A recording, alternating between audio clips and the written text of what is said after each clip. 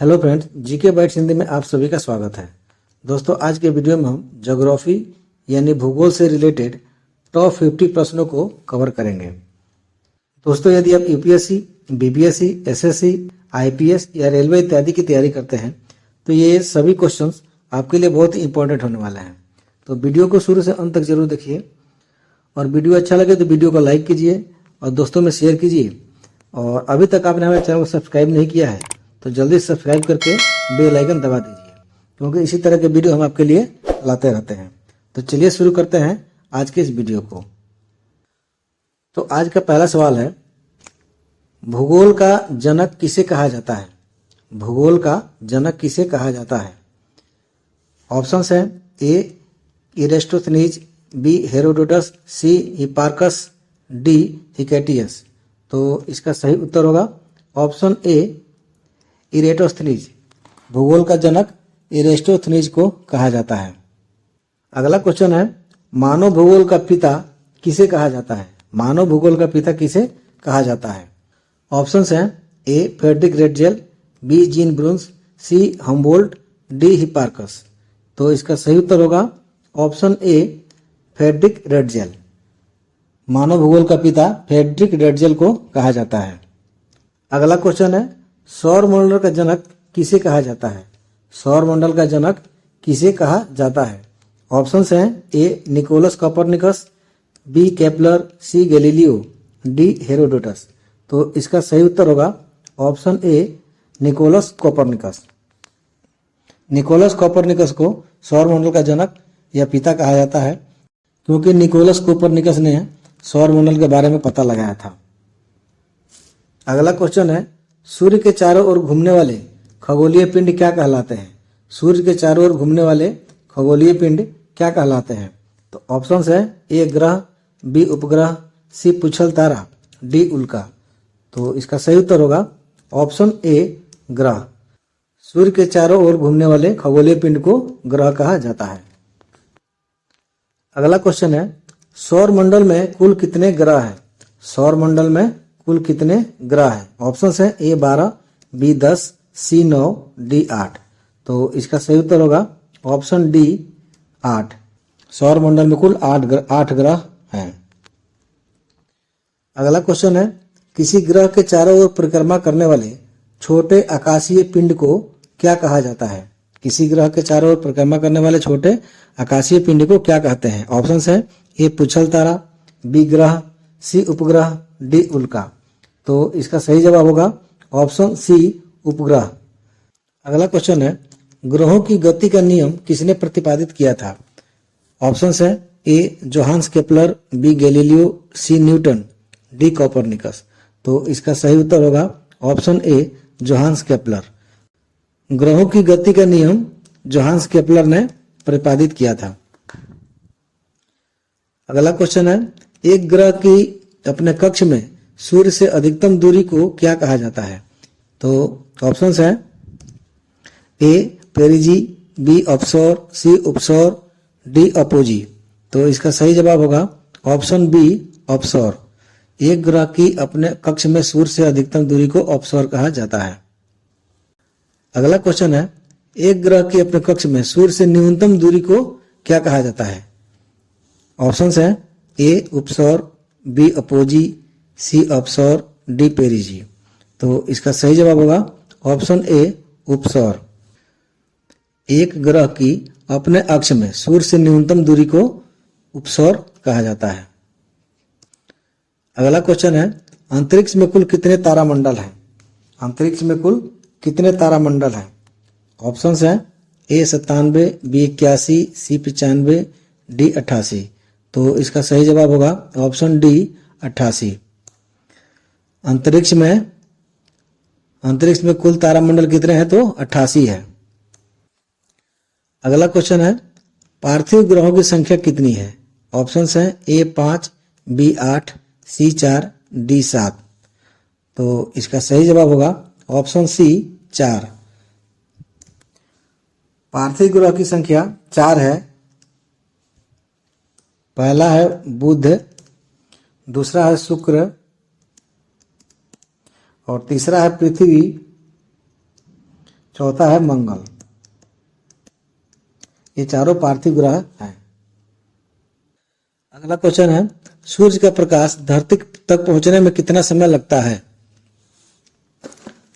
सूर्य का प्रकाश धरती तक पहुंचने में कितना समय लगता है? ऑप्शंस हैं A 3 minute 8 second, B 8 minute 20 second, C 7 minute 4 second, D 9 minute 3 second. तो इसका सही जवाब होगा option B 8 minute 20 second. 8 minute 20 second में सूर्य का प्रकाश धरती तक पहुंचता है। अगला क्वेश्चन है, सूर्य से सबसे दूर कौन सा ग्रह है?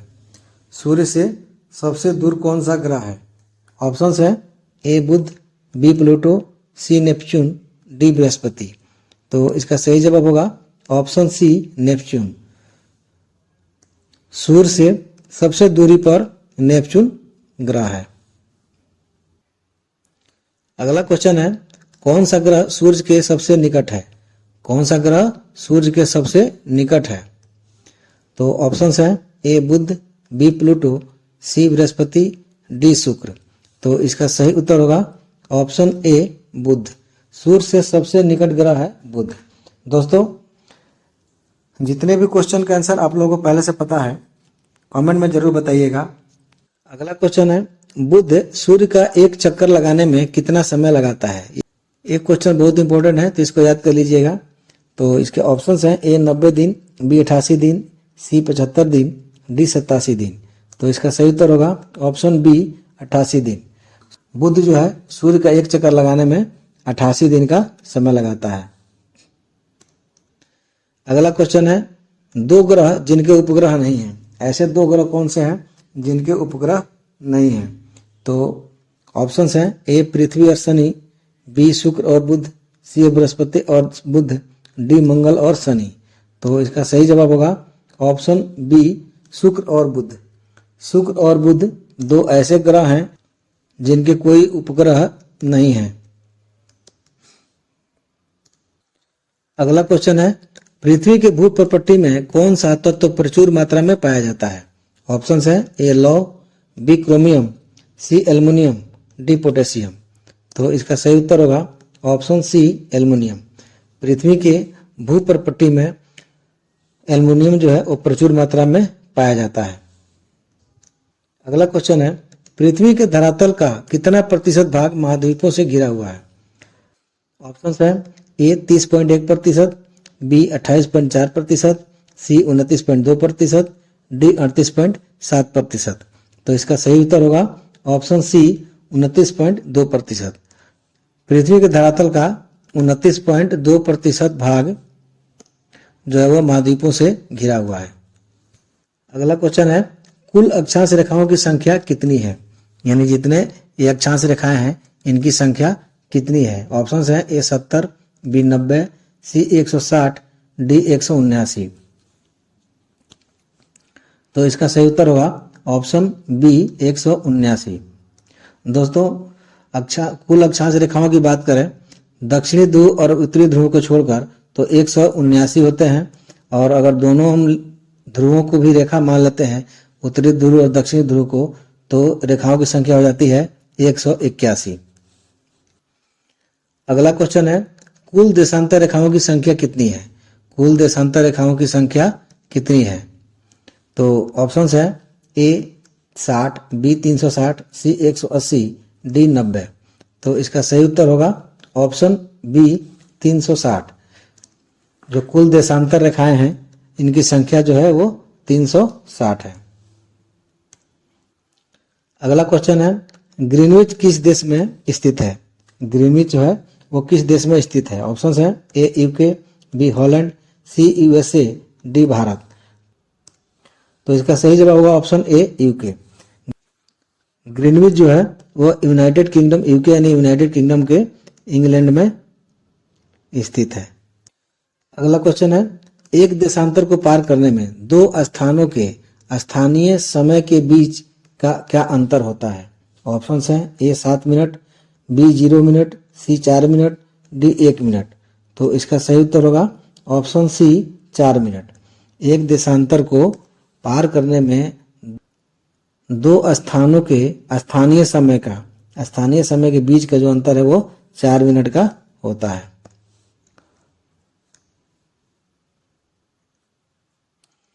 अगला क्वेश्चन है, कोयला किस चट्टान में पाया जाता है? कोयला किस चट्टान में पाया जाता है? ऑप्शंस है ए परतदार चट्टान, बी आग्नेय चट्टान, सी अजैव चट्टान, डी इनमें से कोई नहीं। तो इसका सही उत्तर होगा ऑप्शन ए परतदार चट्टान। और परतदार चट्टान को अवसादी चट्टान भी कहा जाता है। अगला क्वेश्चन है, इनमें से कौन सी पर्वत श्रृंखला विश्व में सबसे बड़ी है? ऑप्शन है ए एंडीज, बी अलास्का, सी हिमालय, डी काराकोरम। तो इसका सही उत्तर होगा ऑप्शन ए एंडीज पर्वत श्रृंखला। एंडीज पर्वत श्रृंखला जो है वो विश्व में सबसे बड़ी पर्वत श्रृंखला है। अगला क्वेश्चन है, संसार का सर्वाधिक सक्रिय ज्वालामुखी कौन सा है? ऑप्शन है ए किलायु, बी फ्यूजियाम, सी कोटोपैक्सी, डी इनमें से कोई नहीं। तो इसका सही उत्तर होगा ऑप्शन ए किलायु। संसार का सबसे अधिक सक्रिय ज्वालामुखी जो है वो किलायु है। अगला क्वेश्चन है, मेघ गर्जन वायुमंडल की किस परत में होता है? ऑप्शन है ए ओजोन मंडल, बी क्षोभ मंडल, सी समताप मंडल, डी इनमें से कोई नहीं। तो इसका सही उत्तर होगा ऑप्शन बी क्षोभ मंडल। मेघ गर्जन जो है वह वायुमंडल के क्षोभ मंडल के परतों में होता है। अगला क्वेश्चन है, विश्व का सबसे ऊंचा ज्वालामुखी पर्वत कोटोपैक्सी कहाँ स्थित है? विश्व का जो सबसे ऊंचा ज्वालामुखी पर्वत है कोटोपैक्सी वो कहाँ स्थित है? ऑप्शन है A Bharat, B Japan, C Germany, D Ecuador. तो इसका सही उत्तर होगा ऑप्शन डी इक्वेडोर। विश्व का सबसे ऊंचा ज्वालामुखी पर्वत कहाँ पे स्थित है? तो इक्वेडोर में स्थित है। अगला क्वेश्चन है, संचार उपग्रह किस वायुमंडलीय स्तर में स्थित होते हैं? जो संचार उपग्रह छोड़ा जाता है वह वायुमंडल के किस स्तर में स्थित होते हैं? ऑप्शन है ए क्षोभ मंडल, बी समतल मंडल, सी आयन मंडल, डी क्षोभ मंडल। तो इसका सही उत्तर होगा ऑप्शन सी आयन मंडल। संचार उपग्रह जो है वायुमंडल के आयन मंडल में स्थित होते हैं।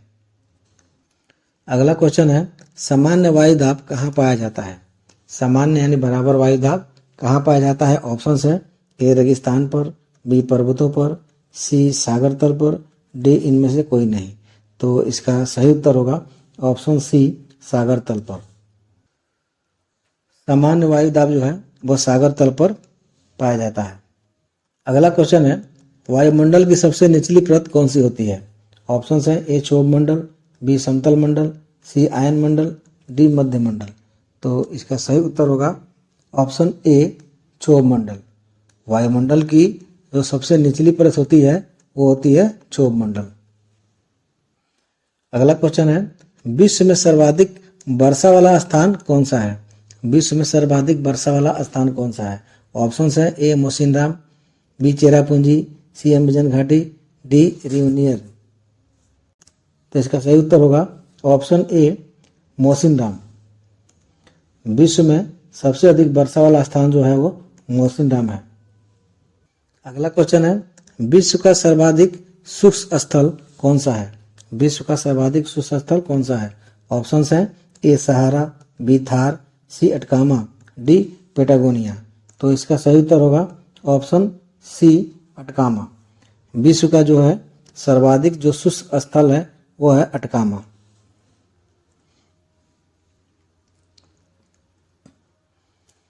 अगला क्वेश्चन है, विश्व की सबसे बड़े मीठे जल की झील कौन सी है?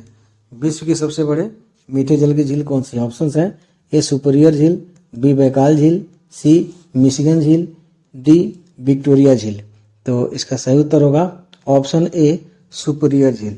विश्व की जो सबसे मीठे पानी का जो झील है वो है सुपीरियर झील। अगला क्वेश्चन है, विश्व की सर्वाधिक गहरी झील कौन सी है? ऑप्शन है ए मिशिगन झील, बी बैकाल झील, सी टिटिकाका झील, डी विक्टोरिया झील। तो इसका सही उत्तर होगा ऑप्शन बी बैकाल झील। विश्व का सर्वाधिक जो गहरा झील है वह है बैकाल झील। अगला क्वेश्चन है, विश्व का सबसे ऊंचा जलप्रपात कौन सा है? ऑप्शन है ए एंजिल फॉल्स, बी नियाग्रा, सी बोयोमा, डी नियाग्रा। तो इसका सही उत्तर होगा ऑप्शन ए एंजल फॉल्स। विश्व का जो सबसे ऊंचा जलप्रपात है वह है एंजल फॉल्स। अगला क्वेश्चन है, विश्व की सबसे बड़ी खारे जल की झील कौन सी है? ऑप्शंस है ए कैस्पियन सागर, बी वान झील, सी मिशिगन झील, डी बैकाल झील। तो इसका सही उत्तर होगा ऑप्शन ए कैस्पियन सागर। विश्व की सबसे बड़ी खारे जल की जो झील है वह है कैस्पियन सागर। अगला क्वेश्चन है, स्वेज नहर का निर्माण कब प्रारंभ हुआ था? ऑप्शंस हैं ए 1905 ईस्वी में, बी 1859 ईस्वी में, सी 1897 ईस्वी, डी 1899 ईस्वी। तो इसका सही जवाब होगा ऑप्शन बी 1859 ईस्वी में। स्वेज नहर का जो निर्माण शुरू हुआ था वह हुआ था 1859 ईस्वी में। अगला क्वेश्चन है, स्वेज नहर कब बनकर तैयार हुआ था? स्वेज नहर है 1859 में इसका निर्माण आरंभ हुआ था और ये बनकर तैयार कब हुआ था? तो इसके लिए ऑप्शंस है ए 1851 ईस्वी, बी 1890 ईस्वी, बी 1869 ईस्वी, डी 1871 ईस्वी। तो इसका सही उत्तर होगा ऑप्शन सी 1869 ईस्वी में। जो स्वेज नहर है वो बनकर कब तैयार हुआ था? तो 1869 ईस्वी में। और बनना प्रारंभ कब हुआ था? तो 1859 ईस्वी में। यह भी क्वेश्चन बहुत इंपॉर्टेंट है तो इसको भी याद कर लीजिएगा। अगला क्वेश्चन है, सहारा मरुस्थल कहाँ स्थित है? ऑप्शंस हैं ए यूरोप, बी एशिया, सी अंटार्कटिका, डी उत्तरी अफ्रीका। तो इसका सही उत्तर होगा ऑप्शन डी उत्तरी अफ्रीका। सहारा का जो मरुस्थल है वह उत्तरी अफ्रीका में स्थित है। अगला क्वेश्चन है, किस महाद्वीप में एटलस पर्वत स्थित है? ऑप्शंस है A Africa, B Europe, C Australia, D Asia. तो इसका सही उत्तर होगा ऑप्शन ए अफ्रीका। जो एटलस पर्वतमाला है वह अफ्रीका महाद्वीप में स्थित है। अगला क्वेश्चन है, भारत एवं श्रीलंका के मध्य विवाद किस द्वीप को लेकर है? ऑप्शंस है ए डेलफ द्वीप, बी पंबन द्वीप, सी कच्चा तीवी द्वीप, डी इनमें से कोई नहीं।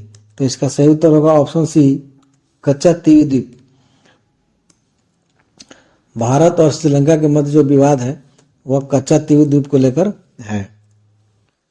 अगला क्वेश्चन है, विश्व की सबसे तेज बहने वाली महासागरीय जलधारा कौन सी है? ऑप्शंस है ए क्यूराइल जलधारा, बी लेब्राडोर जलधारा, सी गल्फ स्ट्रीम जलधारा, डी पेरू जलधारा। तो इसका सही उत्तर होगा ऑप्शन सी गल्फ स्ट्रीम जलधारा। विश्व की जो सबसे तेज बहने वाली महासागरीय जलधारा है वह है गल्फ स्ट्रीम जलधारा। अगला क्वेश्चन है, विश्व की सबसे व्यस्त व्यापारिक नदी कौन सी है? ऑप्शंस है ए नील नदी, बी राइन नदी, सी यांगजी नदी, डी रोन नदी। तो इसका सही उत्तर होगा ऑप्शन सी यांगजी नदी। यांगजी नदी जो है वह चीन की नदी है और यह सबसे व्यस्त व्यापारिक नदी है। अगला क्वेश्चन है, किस नदी को चीन का शोक कहा जाता है? किस नदी को चीन का शोक कहा जाता है? यह भी इंपॉर्टेंट क्वेश्चन है। ऑप्शंस है ए आमूर, बी हुआंगहो, सी सालविन, डी यांग्सकियान। सही उत्तर होगा ऑप्शन बी हुआंगहो। हुआंगहो नदी को चीन का शोक कहा जाता है, यानी हुआंगहो नदी चीन में बहुत भारी तबाही लाती है, इसीलिए इस नदी को चीन का शोक कहा जाता है। अगला क्वेश्चन है, गंगा नदी को बांग्लादेश में किस नाम से जाना जाता है? जो गंगा नदी है उसको बांग्लादेश में किस नाम से जाना जाता है? ऑप्शंस है ए पद्मा, बी मेघना, सी डेन्यूब, डी वोल्गा। तो इसका सही उत्तर होगा ऑप्शन ए पद्मा। गंगा नदी को बांग्लादेश में पद्मा के नाम से जाना जाता है। अगला क्वेश्चन है, विश्व की सबसे लंबी नदी कौन सी है? ऑप्शंस है ए नील नदी, बी गंगा नदी, सी अमेजन नदी, डी हुआंगहो नदी। तो इसका सही उत्तर होगा ऑप्शन ए नील नदी। विश्व की सबसे लंबी नदी कौन सी है? तो नील नदी है। और भारत की सबसे लंबी नदी कौन सी है? तो गंगा नदी है। अगला क्वेश्चन है, विश्व की सबसे चौड़ी नदी कौन सी है? विश्व की सबसे चौड़ी नदी कौन सी है? ऑप्शन है ए डेन्यूब नदी, बी अमेजन नदी, सी नील नदी, डी मिसिसिपी नदी। तो इसका सही उत्तर होगा ऑप्शन बी अमेजन नदी।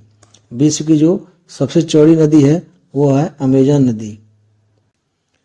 अगला क्वेश्चन है, विश्व में सबसे ऊंचा बांध कौन सा है? ऑप्शन है ए इनगुरी, बी रोगोंस्की, सी भाखड़ा, डी जिनपिंग आई बांध। तो इसका सही उत्तर होगा ऑप्शन डी जिनपिंग आई बांध। जिनपिंग आई बांध जो है वो चाइना में है और ये विश्व का सबसे ऊंचा बांध है। अगला क्वेश्चन है, पेरिस शहर किस नदी के तट पर स्थित है? ऑप्शन है ए सतलज नदी, बी डेन्यूब नदी, सी सीन नदी, डी टाइबर नदी। तो इसका सही उत्तर होगा ऑप्शन सी सीन नदी। पेरिस जो है वह सीन नदी के तट पर स्थित है। अगला और आखिरी क्वेश्चन है, ढाका प्राचीन काल में किस लिए प्रसिद्ध था? ऑप्शन है ए जूट, बी मलमल, सी हीरा, डी चावल। तो इसका सही उत्तर होगा ऑप्शन बी मलमल। प्राचीन काल में ढाका से मलमल का निर्यात होता था बाहरी के देशों में, तो इसीलिए ढाका जो है वह मलमल के लिए प्रसिद्ध है। तो दोस्तों आज की वीडियो यहीं समाप्त होती है। अगर वीडियो अच्छा लगा हो तो वीडियो को लाइक कीजिए, दोस्तों में शेयर कीजिए और अभी तक आपने हमारे चैनल को सब्सक्राइब नहीं किया है तो जल्दी सब्सक्राइब करके बेल आइकन दबा दीजिए, क्योंकि इसी तरह के वीडियो हम आपके लिए लाते रहते हैं। तो मिलते हैं नेक्स्ट वीडियो में, तब तक के लिए जय हिंद।